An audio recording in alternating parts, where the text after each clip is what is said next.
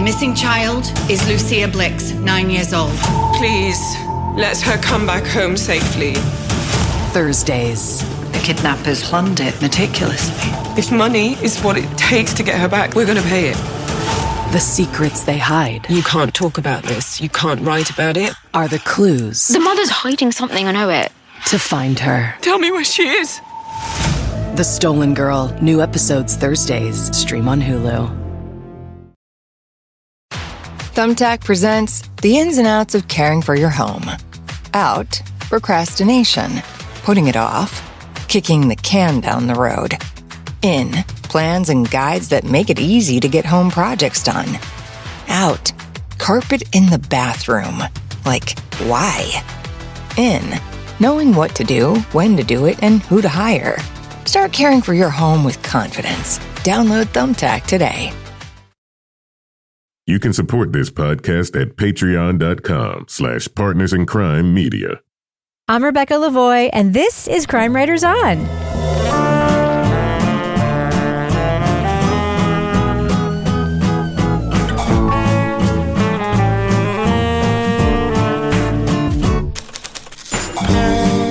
Crime Writers On is the original true crime review podcast that digs into true crime, pop culture, other podcasts. And on this episode, a pair of gay con men work their way up from financial scams to murder. We'll review the podcast True Crime News Presents American Hustlers. Joining me to get that done and more is true crime author, TV journalist, and host of These Are Their Stories podcast, my husband and love of my life, Kevin Flynn. Hi, Kevin. Hello, Rebecca. Also with us is private investigator, certified pet detective, resident cat lady, and author of the Piper Green series of cozy mysteries, Laura Bricker. Hi, Laura. Hey, Rebecca. And finally, our resident doubting Thomas, author of the City trilogy of novels, host of Rip Current, Strange Arrivals, and our Patreon Deep Dive Book Club podcast host, Toby Ball. Hi, Toby. Hey, Rebecca. So, Kevin. So, Rebecca. This is Thursday's Crime Writers On. That's true. What's coming up on Monday's show? Yeah, Monday we're going to talk about the podcast Don't Cross Cat. Okay. Cat spelled with a K. Oh, so like a person cat. Yeah, yes, not Don't Cross Cats. This isn't Sergeant Tibbs, yeah. Oh, okay. Laura perked up. She heard cat, and she's like, what? I did, but then I was like, don't cross cat. She sounds like a psycho. Yeah, we don't want to cross cat. That's what they're saying. They also say don't trust the bee in apartment 23. 23. That's, yeah. I never watched that. Well, nobody did. I know it existed. It was yeah. It was on for a little bit, sort of like those Two Broke Girls thing was on forever. Those shows are on for longer than you think. I think James Vanderbeek was on it as James Vanderbeek. Perhaps. Like as the next door neighbor. By the way, know. he has cancer and I feel very bad about it. Oh, feel better, good luck James. to him. Yeah. All right, guys, I have something I have to tell you about briefly. Uh-oh. What's that?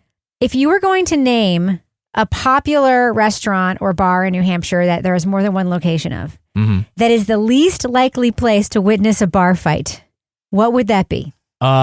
Pacifist Joe's. No, the Common Man. The Common Man. What? I was witness. Was it over the chicken fingers? No. You think common men don't fight? It's a cougar bar. It's basically a place where like old senators, state senators go after the legislature closes, or you meet your friend for a drink after work, or it's like a bunch of cougars on Wind Down Wednesday. It is not a bar fight locale. However, my friend Molly and I witnessed a minor bar spat at the Common Man this week, and it was very exciting, especially because one of the yelling participants was holding a baby facing out. So the aggressor, the bad person in this fight, who was calling her the C word and a bitch and saying all these things to her, it looked like she was screaming at a baby. That's awesome. So yeah, it was crazy, guys. You never know what's going to happen at your local Common Man. Oh, Damn, wow. I miss all the fun stuff. I just go to the one at the rest area. Wait, is that the end of the story? That's the end of the story. Oh. Toby's like, I thought there was more. Bar fight at the Common Man. Should we move on now? Yes, we should. Leading off. I helped put these guys behind bars, and I need to make sure they stay there, or else they're going to come for me. Party boy Danny Garcia was a con artist who drained the bank accounts of his friends and lovers. Kaushal Niroula passed himself off as a member of the Nepalese royal family. Together, they posed as bankers, art dealers, and real estate developers to dupe investors, each scam more outrageous than the last. I could hear this girl sobbing on the phone. She kind of unloaded this money on him, and he just took it and ran away with it. Nearly $500,000 worth of financial gain. Pulling the scam off involves smooth-talking, forged checks, a fake kidnapping plot, and possibly an inside man at the Bank of Hawaii. But that scam was just the beginning. When the so-called gay grifters set their sights on Palm Springs socialite Cliff Lambert, they graduated from fraud to bloodshed. They drained Lambert's accounts and liquidated his property after killing him in his own home. As we venture deeper into Kaushal's past crimes, we'll meet countless victims too terrified to talk. One victim who spent a decade trying to bring Kaushal and his criminal cabal to justice. And find ourselves wondering multiple times what the truth really was. If we could believe the people we were talking to. And whether it was actually safe to be telling the story at all. It is. So you keep telling me. True Crime News presents American Hustlers, traces Niroula and Garcia's journey from conmen to killers. Hosts Kim Kanter and Julie Golden recount their increasingly audacious swindles and the one crime they couldn't trick their way out of. Spoiler alert, we're going to be talking about plot points from American Hustlers. So if you want to remain spoiler-free, go to the estimated time code in our show notes for our thumbs up or thumbs down reviews. So Laura, this podcast is framed around this guy named Tyson, who I guess later wrote a book about what happened to him and this story, but he got rich because he left his startup. He ended up going on a vacation, and his friend Garcia, Danny Garcia, was staying in his apartment, and he got home and all of his money was gone. Thoughts? Yeah, it's always good when we have sort of a personal connection to somebody that is connected to the story leading in.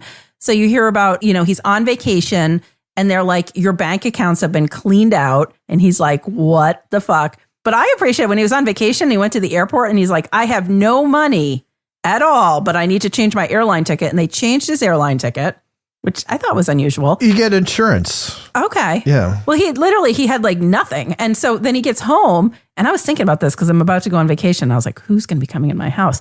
And he gets home and he's like, well, I took my credit cards out and put them in my like sock drawer or something because I didn't want to take them all on vacation. And I walked in and they were gone and there was like a pile of cocaine. Now, a pile of cocaine might be something you lead with in a larger-than-life story, but in these parts, we call it an inconsequential footnote.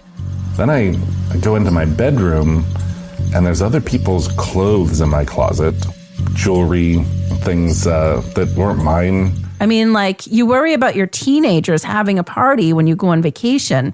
You don't worry about somebody setting up a cocaine cartel out of your apartment. So I thought... You don't.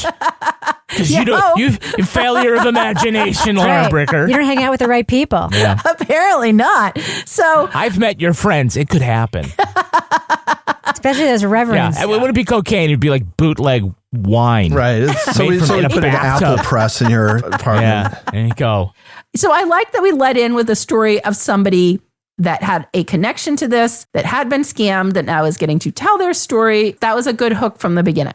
So, Toby, were you surprised that there was so much actual in-depth real reporting that happened in this podcast? I don't know if I was surprised. I was surprised at how much of that I actually ended up hearing.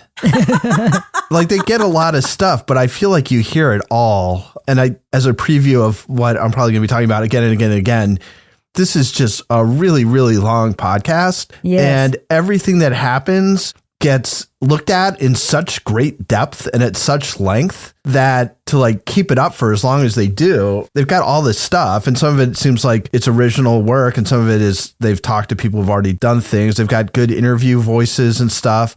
But man, every single thing that happens just goes on and on and on. At first, it was kind of like, oh, I feel like this is kind of immersive. Mm-hmm. But then after a while, it's just like there needs to be some judgments made about like how important all these things are and what you keep in and what you keep out. So that to me is like sort of the primary problem with this. Yeah, Kevin, this is a long podcast. You can't get around that. Why do you think it's so long? Well, I mean, a lot of times like we do this in the story is puny, right? And there's not enough to sustain 10 plus episodes or, even less of that. And so I think what might be going against it as far as like the listenability is just sort of the scope of the crime spree just may be too big, or at least the way that they want to tell it. Despite their effort to keep the listener engaged, they do a lot of good signposting and recapping and stuff like that. Just that there's so many sort of individual crimes that are different and the point of view changes a little bit. I think it just like seems to like take a long time to get to where it is.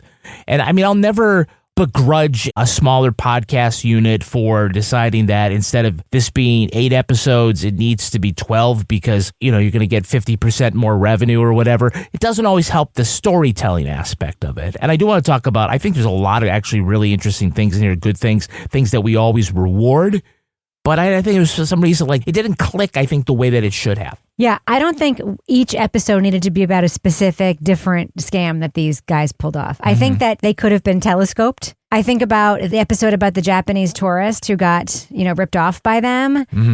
That was basically like a check kiting scam. They got her to put money in and then they wrote checks off the account and it was a whole thing. But like, that's it. That's what it was. And that could have been combined with another story that they did into one episode. It did not have to be a whole protracted episode. And every single beat was like that.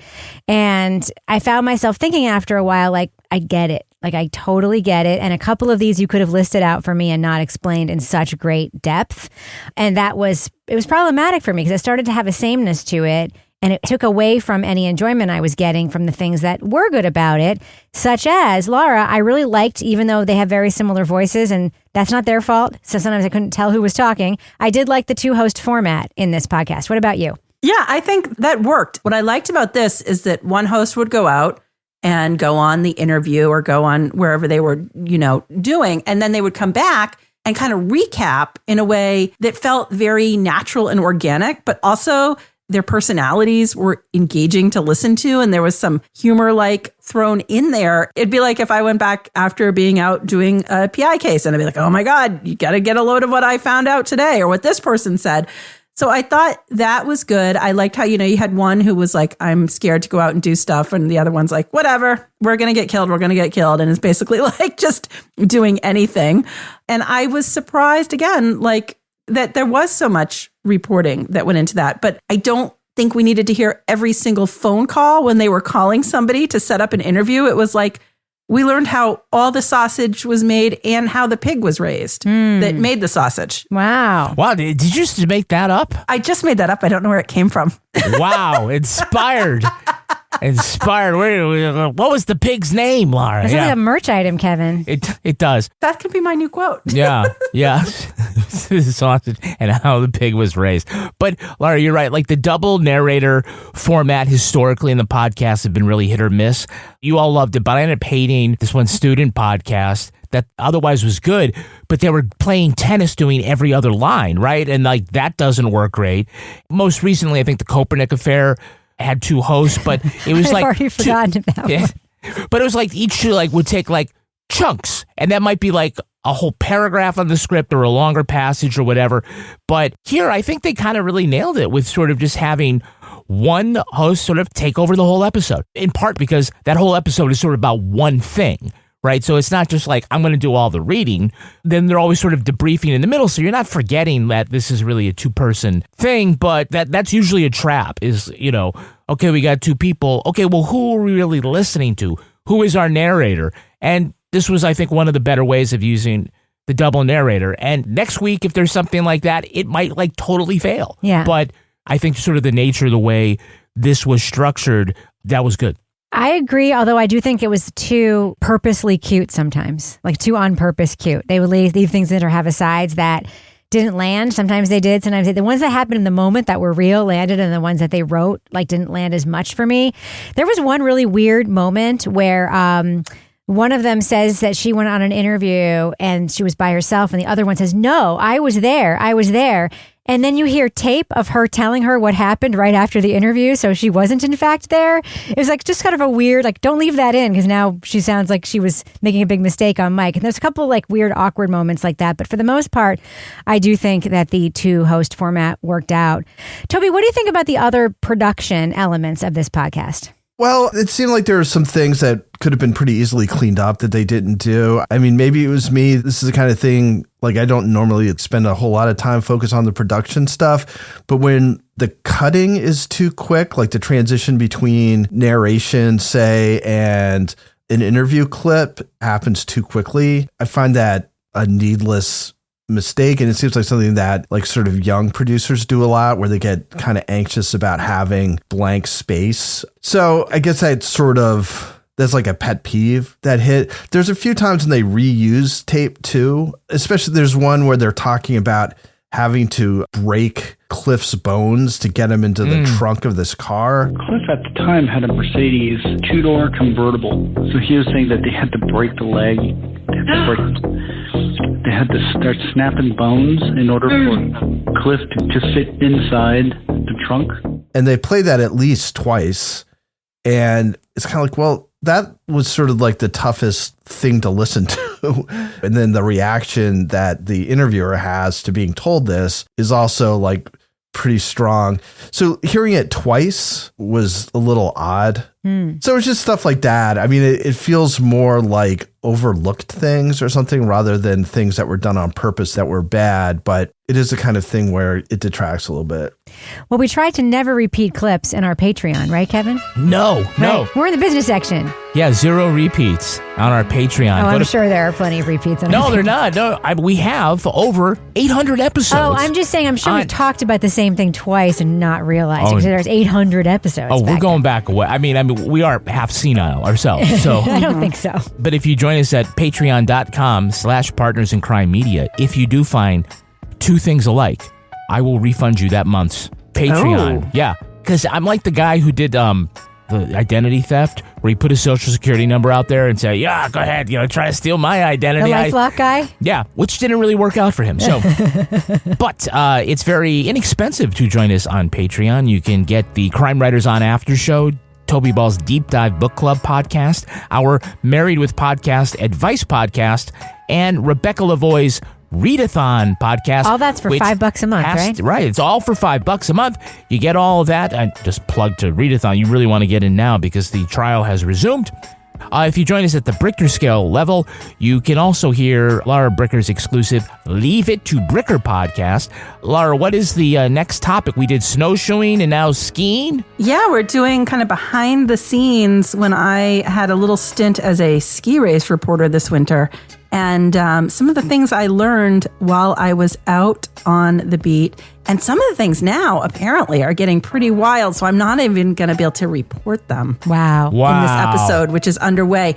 But upcoming after this one, just to give you an idea. An exclusive. I am going to Cocaine Island. Nice. Oh, okay. She is. All right. Well, that's a tease. I am... with Lance and my son Will. And I believe the line they said the other day was, if you try to take us to a trailer park by a desalinization plant, we're leaving. Ah, okay. Oh, so man. Get ready. Man. All those people at the $5 level are now leveling up to the $6 Brichter scale level. For $1 more, you get that great stuff. You also, if you join us at the Let's Do What We Do level, you get episodes of Crime Writers On early and ad-free. And if you're a deep diver, you can watch and join Toby's discussion on the deep dive. And Toby had a great discussion about a book that took place in, I guess, the 1930s, and it's filled with sex and Germans and whips and weird stuff. And what was that discussion, Toby? Whips? Yeah, she had a whip and a pistol. Just like a lion tamer. She was an alleged baroness, I think from Austria.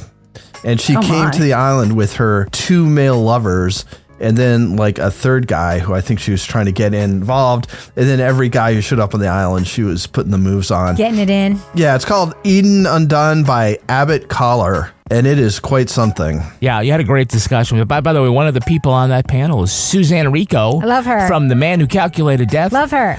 While Laura is at Cocaine Island. Yes. Or whatever it actually is called. Suzanne's going to join us and do reviews with Crime Writers On that week. Yeah. Can't wait. Now, another way you can support us is you can check out our Amazon storefront, where you can see some of our favorite things while you're doing your shopping on Amazon. Rebecca, what are this week's Crime Writers On Amazon recommendations? Well, Kevin, loyal listeners will know from listening to a past show that I have become completely addicted to the Golden Nozzle Car Wash, where I have a subscription for $27 a month. It can go as many times as I want. So I go, Kevin, how many times a week? 2, 3, 4? I don't know. As many as I go as all wasteful. the time. Yeah. So on Amazon, I picked up myself a pack of chamois. car drying chamois. So when I come out of the car wash, I can park in one of those little vacuum spaces and chamois the extra soap off of my windshield and back windshield and windows and mirrors so my car looks extra sparkly. Wow. But now, Toby, can you tell us what your listener-inspired Toby Ball's deep cut recommendations are? All right, so this first one, now that I'm looking at it, I think I kind of got it wrong. Is it chamois for the car? Yeah, exactly. No, it's Buffalo Games Doggone Funny, 75-piece jigsaw puzzle, multicolor, 24 length by 18 width. I think it's supposed to be like, that's doggone funny. But Yeah. I'd read it as doggone funny, like as this dog had gone berserk or crazy or something. Oh, sort of like love trumps hate, Yeah, right? which would have been... Doggone funny. Oh, no, my dog's gone funny. Yeah. So okay. anyway, it's less exciting that way. All right. The second one is Natural Rhythm Triple Calm Magnesium 150 milligrams dash 120 capsules. Some weird symbol. Magnesium complex compound supplement with magnesium glycinate, malate and taurate. Calm. They put magnesium, that word, in there quite a few times. Just in case you forgot as you were reading. If you're searching for magnesium, that's where you'll get it. If you're searching for us, you go to amazon.com/shop/Crime Writers On. We earn commissions on qualified purchases. By the way, Kevin, I just want to mention one thing about the Readathon, the podcast I'm making almost daily during the trial, whenever the trial's on, about the Karen Reed trial. Patreon listeners can be on the podcast sometimes. I've had Patreon listeners on the show to be my guest because you can't do it all the time because you got baseball. I got baseball umpiring to do. Yeah. Someone else got to step up. So There's more listen- people obsessed with this than you thought. Listen to and sign up for the Readathon. Listen to it, and I may have you on as a guest. Just send me a note in the messaging. Kevin, Yes. before we end the podcast, do we have any Patreon patron saints of the week this week? Our Patreon patron saints are Julian Gross and Susan Mary Farmer. Bless you. Julian and Susan, you are heroes. Thank you so much for supporting us on Patreon. Long-time supporters. Thanks for Love 'em. supporting us for a long time on Patreon. And thank you to those who support us for last week or so. We love all of you equally. And we also love the rest of our listeners, even if you're not supporting us on Patreon. But if you are, you're extra special. All right, Kevin, should we end the business section now? Yeah, thus ends the business section. Skechers slip-ins are the easiest, most innovative, comfortable footwear ever. You just step in and they're on. You don't have to bend down. You don't even have to touch them. They're completely hands-free. Just think, you never have to tie your shoes again. Skechers slip-ins are for the whole family. They come in so many styles. Casual shoes, dress shoes, boots, work footwear, even sandals for the spring and the summer. Experience slip-ins at a Skechers store, Skechers.com, or wherever stylish footwear is sold. So, Kevin. Yes. Who's the sponsor for this episode of Crime Writers On? Oh, we welcome a new sponsor. It's Niroula Health. Ooh. Finding the right mental health care should be simple and affordable, but for many, it is not. You got long wait times and high costs, and so that means like finding the right provider, it can really make getting help feel overwhelming. Yeah. And so that's where Niroula comes in. Niroula connects you with in-network licensed therapists that accept most major insurance, right?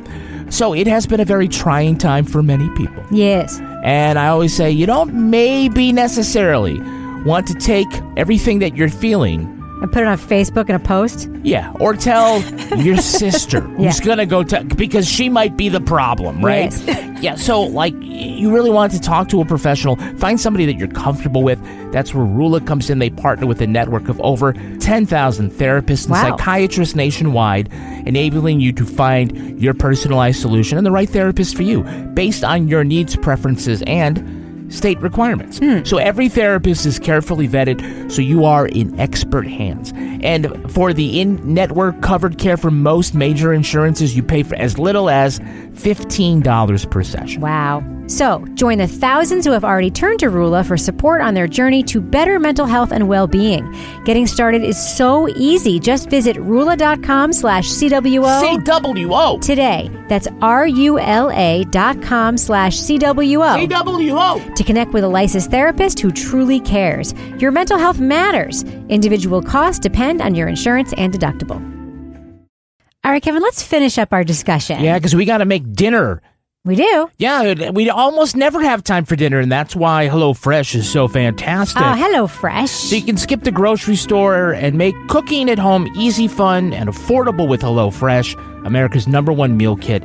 course, it's delivered right to your door. But what we like about it is that you don't have to take too much time to make it. Now, of course, they got all sorts of great recipes, like the pork sausage spaghetti bolognese. Ooh, my It's in favorite. their Hall of Fame. Very easy to make. You got a little extra time. You want to put that effort into the gingery coconut chicken soup. So good. Sometimes, though, you just got to get it done, right? Because you've been podcasting all day. So HelloFresh's prep and bake meals come together within 5 minutes of prep, while HelloFresh's 15-minute meals are done in just 3 simple steps. Incredible. So you can finish up what you're doing. You can put some great food on the table. Remember, all the time, though, you also save from, like, grocery shopping. Oh, yeah, Kevin, there's so many great options here. Yeah, and you can get up to 10 free meals with a free high-protein item for life at HelloFresh.com/CWO10FM. Okay, CWO10FM. Yeah, for like 10 free meals. 1 item per box with active subscription. Free meals applied as discount on first box. New subscribers only. Varies by plan. That's up to 10 free HelloFresh meals. Just go to HelloFresh.com/CWO10FM. CWO10FM.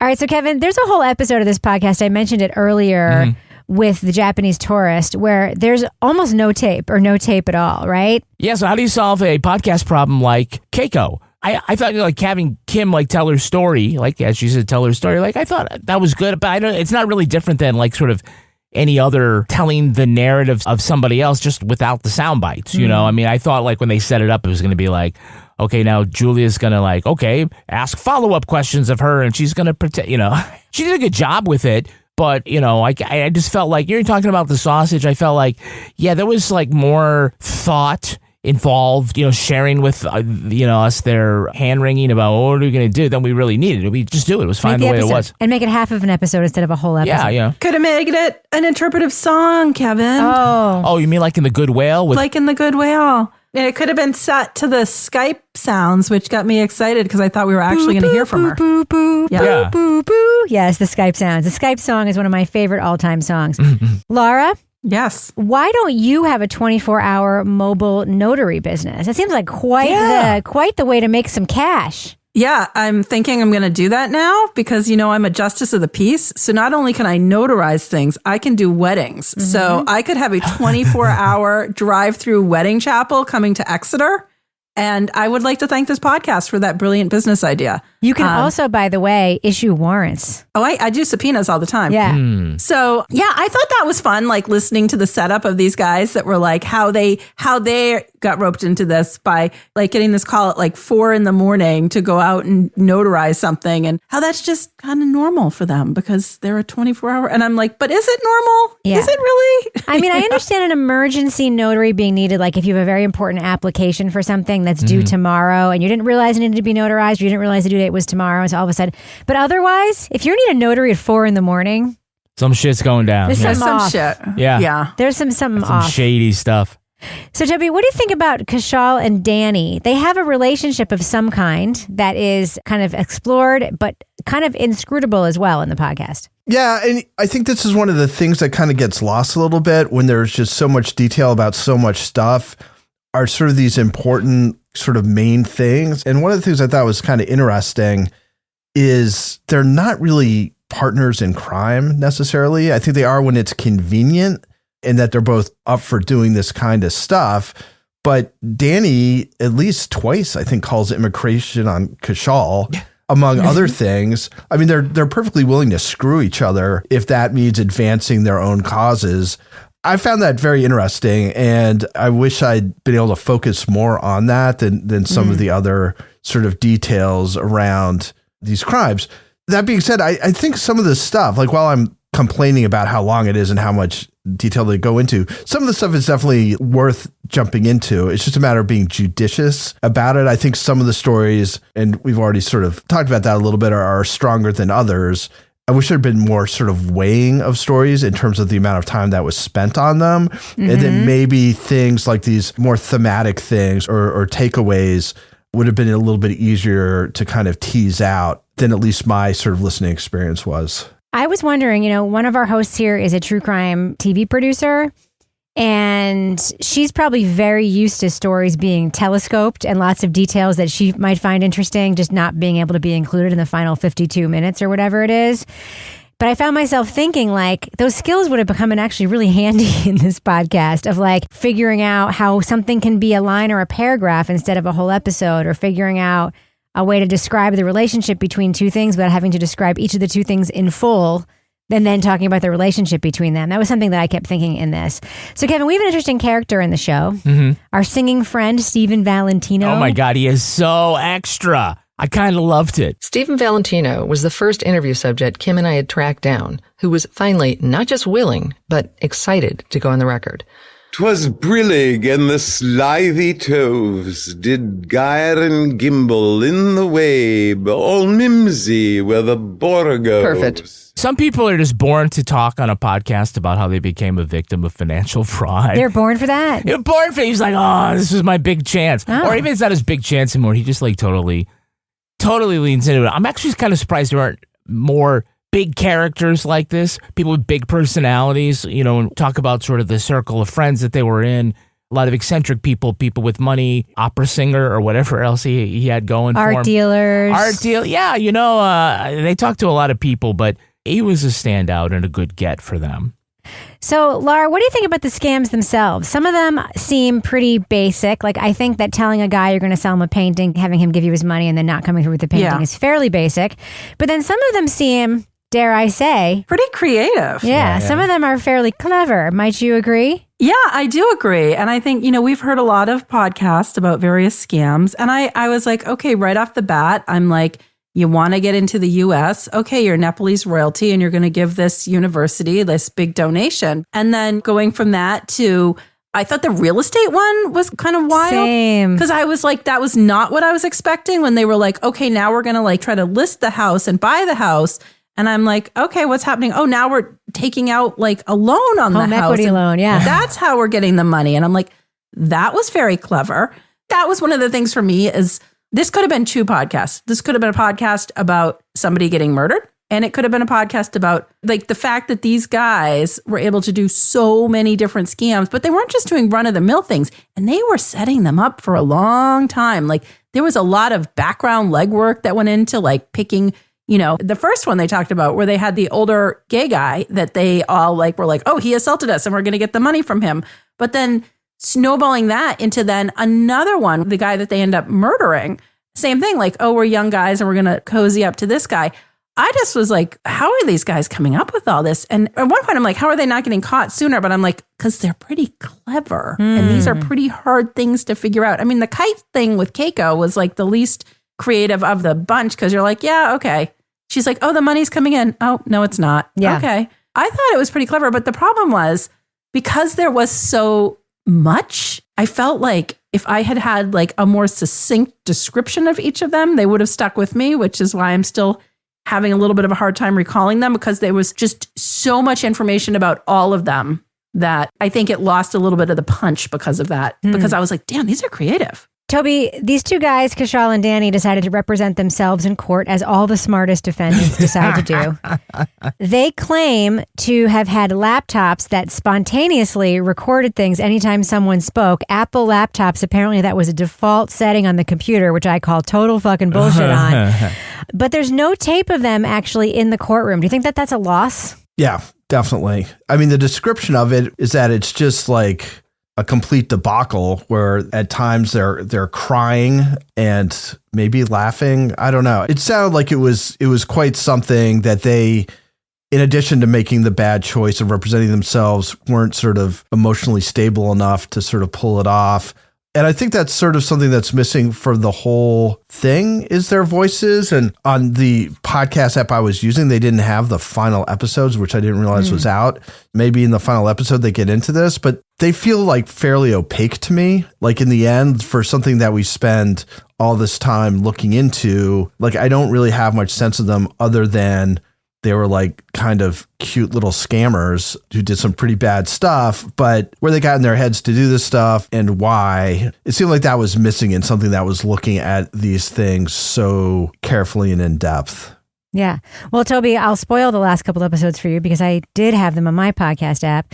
So they were granted a new trial because of the recording of the judge saying this really anti-gay thing that they caught during a break. And then they had next trial. They were also found guilty. And then Kaushal was murdered in prison. Oh. And then one of them, I believe it was Kim, spent a really long time trying to get an interview with the guy who murdered Kaushal in prison. And I couldn't figure out why she wanted to talk to him so badly. But it is an endless passage of her talking about trying to get this interview with this guy who killed him in prison. So anyway, that all happens near the end. So spoiler alert. All right. So Kevin, I know there was something big about this podcast that you liked. Yeah, I really liked the writing of this. And I think a lot of the credit goes to Julie Golden, who is also a comedian. Worked well with Kim here. But some of her passages I thought were like really great. They weren't over the top jokes, but they were certainly clever turn of phrase with a very self-knowing punch. And the only way Kim and I could unjam this vehicular chaos was to quantum leap through our separate timelines together and hopefully find some clarity. And yes, I went from threads to car metaphors to Scott Bakula, which is perfect for this con. It's a little bit of everything all at once. I hate to oversell it, but I mean, there's a lot of I could hear Dan Taberski delivering sort of the same kind of lines. That's overselling it, Kevin. Not for me. No, I can definitely, it's definitely of that, that kind of style. I mean, she comes right out in the beginning and says she admits that she's not a journalist. She's a true crime fan. And I'm like, oh, fuck, the unborn all over again. But she really pulls her weight and it makes it entertaining. So, you talked about Kim, and I said we got to give Julie her flowers because I think that for me, what really kind of saved the listenability of this was the really good writing.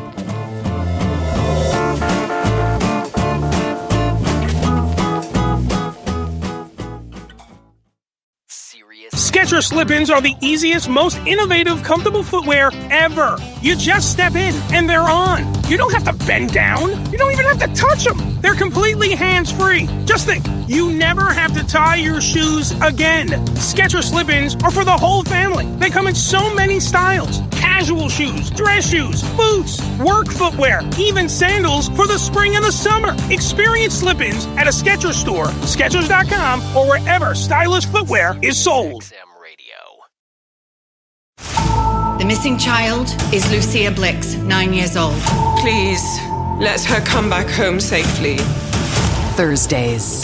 The kidnappers planned it meticulously. If money is what it takes to get her back, we're going to pay it. The secrets they hide. You can't talk about this. You can't write about it. Are the clues. The mother's hiding something, I know it. To find her. Tell me where she is. The Stolen Girl. New episodes Thursdays. Stream on Hulu. If you share a fridge with someone, Instacart can make grocery shopping so much easier. With family carts, you'll share a cart and each add what you need. Between the two of you, odds are you'll remember everything. So no more milkless cereal. Minimize the stress of the weekly shop with family carts. Download the Instacart app and get delivery in as fast as 30 minutes. Enjoy $0 delivery fees on your first 3 orders. Service fees apply for 3 orders in 14 days. Excludes restaurants. Okay, let's do what we do. Let's let our listeners know, should they check out the podcast? True Crime News presents American Hustlers. Laura Bricker, thumbs up or thumbs down for True Crime News presents American Hustlers? I'm going to go thumbs sideways on this. I love the premise of the story. I love the fact that this had an extremely wild string of scams committed by these guys. I loved the amount of digging that these hosts did to go out and find the witnesses and get the backstory and get all the information. There was parts where I was like, yeah, they're doing shoe leather reporting here where they're out. There's one guy at one point who's like, oh, you're calling again? Are you still on this story? So they go back to people until they get people to talk. They really persevered on this. The reason I'm not going full thumbs up with this is that I feel like I'm going to use my new line again. We not only learned where the sausage was made, but we learned where the pig was raised and what his name was. There were things where I was like, this story is wild, but there was a lot of everything included, like the phone calls leading up to witnesses. For me, that's why I'm thumb sideways. I think there was great reporting. I think it's an interesting story. It was also an extremely long podcast, 12 episodes, extremely long. And I think the story was worth telling, but the way that it was told almost made me think this could have been a couple different podcasts because they had so much information that they put into reporting this. Toby Ball, thumbs up or thumbs down for True Crime News Presents American Hustlers? Yeah, I mean, I basically agree with Laura. I mean, I think it just needed a stronger editorial hand to make some decisions about what needed to be explored in depth and what could be kind of gone over fairly quickly. The story is really, really interesting. I think the dynamic between the two sort of main hustlers, why it's called American Hustlers when one of them is actually from Nepal is another question I had. But I don't think that's like a huge issue. But I feel like a lot of the interesting stuff you kind of have to like pick out yourself from what is kind of feels like this avalanche of information that you get. That being said, they get a lot of information. The story is crazy. I think if it's a situation in which you just want to be completely immersed in something, you're going to be able to give it fairly undivided attention like you could in a car. It's probably pretty rewarding that way. Like it definitely, like you get a lot of information. You're following the ups and downs of what these people are doing. Kevin Flynn. Yeah, I'm going to go mild thumbs up on this. This has a lot of the elements that we really like. And if someone were to ask us, what do we need? We'd say all these things. The writing is breezy and kind of self-aware. We do get those producer debriefs. We usually like that. There's a lot of signposting and recaps, which are very important in longer podcasts with a lot of moving parts that we can remember. They spent years researching this, hunting suspects, hunting sources. They put a lot of effort into it. They were creative and enterprising in a couple different areas, but I can't put my finger on why it doesn't like click better. It's probably the length and complexity of the actual crime that makes it a little difficult to digest. It's long, obviously, and it felt longer than 12 episodes anyway. So that's kind of like I knocked against it. But I really liked these two hosts and credit for all the effort they put into it. It's good, but I just felt like for some reason, the sum is sort of less than the parts for some reason.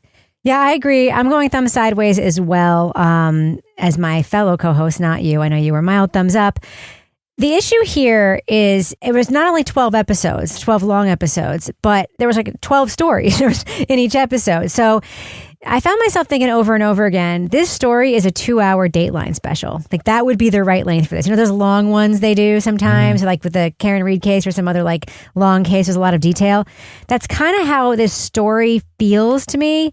It certainly doesn't feel like a 9-hour or whatever it is thing that I want to listen to, especially in this much detail. So my advice, if I had been brought in to edit near the end, would have been like either make each episode a lot shorter, cut out some of the fat, cut out some of the process stuff, figure out what details in this story you don't need to tell for us to understand what happened, or make fewer episodes and combine 2 stories in each episode, which would also mean you had to cut out some details because not every detail is interesting just because you found it. Like that is a trap that a lot of journalists fall into, especially when they're starting out as journalists doing their actual like reporting that's meant to face. I did the same thing. You think everything you found is something that the reader or listener would want to know. You fall in love with your research. Yeah. Yes, I mean, you had a thing in one of your books where you put the murderer's Don't point to me. Car Don't brand. point to me. Remember you had her car brand in there. Well, yes, but I didn't go on for 5 minutes. But you spent a lot of time finding out what kind of car she drove. And ultimately your editor was like, I don't fucking need to know what kind of car she drove. It's fine. So like, that's the kind of thing that I think about all the time when I'm in edit sessions for NHPR podcasts and thinking about what I like about podcasts and what I don't. So yeah, I like the 2 hosts. It's very clear that they put a lot of work into this in addition to the research that had already been done by the authors who'd written the book about it. And I think that it would be very tempting, and a lot of people have done this, where they parachute in, they make a podcast using a book as the source material, and then they don't do much more than that. And a lot more was done than that, and that is impressive. But I did find this hard to listen to because it was so long and it included too much stuff. So that's where I land on it. I'm a thumb sideways for True Crime News Presents American Hustlers. All right, that's going to do it for us. But before we go, Laura Bricker, do we have a cat of the week this week? So I almost went with, I don't know if you all saw the story about the little kid that was missing and the rancher's dog like stayed with the kid and helped the kid get home, which I thought was very sweet. Yeah. But I like to focus on nominations that come from our actual listeners. So coming to us from Chandel, the cat is called Nepal. Oh. Mm-hmm. Nepal's assistance in capturing the bird that flew into my house was a bit overzealous. And it's also a crime of the week because Nepal, who's like a tuxedo black and white cat, has very murderous eyes in the picture and is sitting next to a bird carcass and many feathers. Nepal, how could you? Yes. That's what they do. Yeah, I know. That's why birders hate cats. I know. I've been watching as we've been taping. All the neighborhood cats are outside my condo walking around. And I'm like, trouble's happening now. All right, Laura Bricker, if folks want to reach out to you and submit any kind of animal, it could be their animal, an animal in the news. It doesn't have to even be a cat. To be Cat of the Week, how can they find you online? You can find me at Laura Bricker on Blue Sky and Instagram. What about you, Toby? How can you be found online? Toby Ball NH at Blue Sky. What about you, Kevin? I'm at Kevin P. Flynn. You can find me everywhere at Reb Lavoie. That includes Twitter and Blue Sky and Instagram. You can find the show everywhere, including TikTok at Crime Writers On. Our theme song was composed and performed by Tyler Gibbons, and our terrific editor is the wonderful Livy Burdett. The EP of this show is Kevin. This show was recorded in Studio C, the closet in our New Hampshire basement, where we also wait for Laura Bricker to go on vacation so that we can drain her bank account and leave a pile of cocaine on her table. Mm-hmm. On behalf of all the crime writers, thanks so much for listening. Got the cocaine. We will catch you later. There's like a common man convenience store that I go by. I don't even know what to make of that. Is it on the highway? It's the highway rest stop. No, it's off the traffic circle in Chichester. What do you think they sell? I think that they sell just like some nasty cheese dip and some crackers. No, I stopped at the one in Plymouth one day. It was just kind of like a regular convenience store. And then they have like this like common man to go sort of food section within the convenience store. Like common man salad. That was what I was worried about. Because like I stop everywhere because I know where every like bathroom is around the state when I'm out for work. And I have stopped at that. And I was like, oh, how weird. What kind of common man food can you get here? When you go into that bathroom, is the old lady also making racist jokes in that bathroom? Aunt Martha? No. There is a whole lot of context that America does not understand about between the cheese and I made Martha. a video when I went in the common man bathroom up in Lincoln, and I was like, what the hell is going on here? And it's like old-timey like radio It's a recording of an old lady telling stories and jokes, but some of them are a little bit inappropriate. And that's what they play in the women's bathroom at the Common Man? They played it in all the bathrooms too. at the Common Man. Oh. Aunt Martha. All right. Should we move on? Yeah. So it's like a New Hampshire Cracker Barrel? Is that what we're trying to find? Yes. Okay. Basically a New Hampshire Cracker Barrel. Yeah. Okay. Hey, congratulations, everybody. On what? This is episode 600 of Crime Writers On. Shut the front door. No. Wow. Are you kidding? No, I'm not kidding. Gosh. That's wild. Wow. Yeah. So what are we doing for our 600th? Talking about the common man and the racist lady making jokes in the bathroom. Yeah. Can we go to the common man and see if we see any more fights and get some tenders? There's a picture of us at the common man from near when we started this podcast. Sure. Yeah. No fights with babies. By the way, I went to the Common Man twice this week, so I'm not shading on the Common Man. I'm a regular Common Man bar customer. But it is a quirky place, and that dip made out of cottage cheese is nasty. What? All right. I haven't gotten that. It's for free. You don't have to get it. You literally go get it yourself. All right, Kevin. Is there like a should I go? vat of it that you like Yes. scooped shit out of? Yes, there is. Okay, so Kevin, should we move on now? Yes, we should. We should have moved on 5 minutes ago before I found out about the vat of cottage cheese. All right there. What did you find out was mixed with the cottage cheese? Cocktail sauce. Leading off. So, Julian, I've known Julian since we were both in the womb. Our parents were pregnant together. Oh, wow. Wait, what? Yeah. What? Yeah, he's a buddy of mine. He's a lawyer out in San Francisco. But our parents were pregnant together when we lived in D.C. Oh my goodness. He became really successful. Wow. Yeah, he became successful, and I'm a podcaster. Is there a possibility that you two were switched at birth? It seems unlikely. Maybe they're really successful when it's the balls, son. Yeah. All right. Gross balls. All right. Gotcha.